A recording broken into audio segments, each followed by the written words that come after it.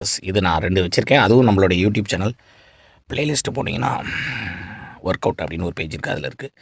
So என்னுடைய நம்பிக்கை என்னென்னா, ஆக்டிவிட்டியாக நல்ல பாடியை வந்து ஆக்டிவாக வச்சுருந்தோன்னா, அதுக்கப்புறம் ஸ்குவாட்டுன்னு ஒன்று இருக்குது. அது வேறு ஒன்றில் உட்காந்து எந்திரிக்கிறது தான். நல்லா சிட்டிங்கில் பொசிஷனில் உட்காந்து எந்திரிக்கணும். இதே நிறைய பேர் உட்கார சொன்னால், நிறைய பேர் டான்ஸ் கிளாஸ்லாம் வரும்போது உட்கார சொன்னால், அந்த பொசிஷன்லேயே உட்கார மாட்டாங்க. அதாவது பழைய இந்தியன் டாய்லெட்டில் உட்காரும் இல்லையா, அதுதான் பொசிஷன். அதில் உட்காந்து ஒரு நாளைக்கு 1 மணி நேரம் அந்த மாதிரி உட்காந்தே டக் வாக்குன்னு சொல்லுவாங்க இல்லையா, இல்லை தவக்கலை மாதிரி அப்படியே குதிச்சு இந்த பக்கம் ஒரு 10 வாட்டி, இந்த பக்கம் ஒரு 10 வாட்டி முன்னாடியும் பின்னாடி நீங்கள் மூவ் பண்ணி பாருங்கள். அது உங்களால் முடியாமல் இருக்குது அப்படின்னா, இந்த விஷயம் வேலைக்கு ஆகாதுன்னு அர்த்தம். அதிலே தெரிஞ்சுக்கலாம். ஸோ இதை நீங்கள் 10 வாட்டி 15 வாட்டி டெய்லி செஞ்சுக்கிட்டு இருந்தீங்கனாவே உங்களுக்கு நல்லா ஆகிடும்ன்றது தான் என்னுடைய கருத்து. இதுதான் சயின்ஸ். ஸோ பாடி ஆக்டிவிட்டி வைக்கணும். அதுவும் லோவர் பாடி அப்படின்னா நான் இடுப்புக்கு கீழே உள்ள பகுதியை ஆக்டிவாக நீங்கள் வச்சுக்கணும்.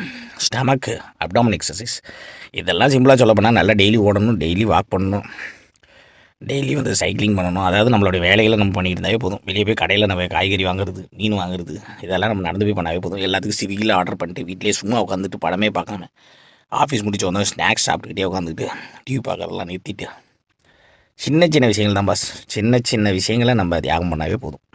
அதாவது எதுக்கு எடுத்தாலும் பசங்க இருந்தாங்கன்னா பசங்களை வேலை செய்ய வச்சுட்டு நம்ம கும்முன்னு உட்காந்துருக்குது அப்படிலாம் இல்லாமல் சின்ன ஏஞ்சி போய் டக்குன்னு ஆஃப் பண்ணுறது. ஒரு 5 நிமிஷம் ஃபேன் நிறுத்த வேண்டியது இருக்குது அப்படின்னா நம்ம நிறுத்த மாட்டோம். என்ன பண்ணுவோம், ஓடிட்டே இருக்கட்டும் அப்படின்னு கிச்சனில் போய் டச் பண்ணிட்டு வந்துடுவோம். மெயினாக லேடிஸ் அப்படி இல்லாமல் அந்த 5 நிமிஷத்துக்கும் நிறுத்தணும், மறுபடியும் போய் போடணும். மறுபடியும் ஒரு சின்ன ரெஸ்ட் ரூம் போகிறோம்னா ஒரு 2 நிமிஷம் தானே அப்படின்னு ஓடிட்டே இருக்கு இல்லையா, அந்த ஃபேனை சுவிச் ஆஃப் பண்ணிட்டு உள்ளே போயிட்டு ரெஸ்ட் ரூம் போயிட்டு திருப்பி வெளியே வந்து திருப்பி ஆன் பண்ணுறது.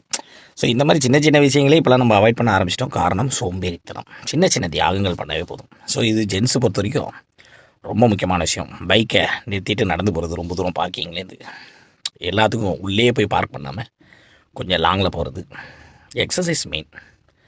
ஸோ இந்த நீங்கள் சொல்கிற இந்த எரெக்ஷன் ப்ராப்ளம்லாம் ஆட்டோமேட்டிக்காக ஒரே மாதத்துலேயே கிளியர் ஆகிடும். அப்புறம் ஆக்டிவான ஃபுட்டு, மெயினாக ஹோட்டல் ஃபுட்டை அவாய்ட் பண்ணுங்கள். ஃப்ரைட் ரைஸ் அவாய்ட் பண்ணுங்கள். பஜ்ஜி போண்டா அப்படின்னு எண்ணெய் பலகாரங்களை அவாய்ட் பண்ணுங்கள். நல்லா ஃப்ரூட்ஸை சாப்பிடுங்க. பீஸ், நட்ஸு, கொண்டக்கடலைகள், பட்டாணிகள் இதெல்லாம் சாப்பிடுங்க.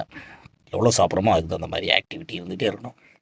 வேலை அதிகமாக சொந்த வேலைகளை செஞ்சுக்கிட்டே இருங்க. உட்காருங்க, எந்திரிங்க, சும்மா சேரை நவுத்துங்க, தூக்குங்க, இறக்குங்க.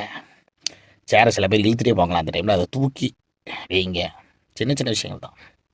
மெயினாக உட்காந்து எந்திரிங்க, நிறைய வாட்டி உட்காந்து எந்திரிங்க.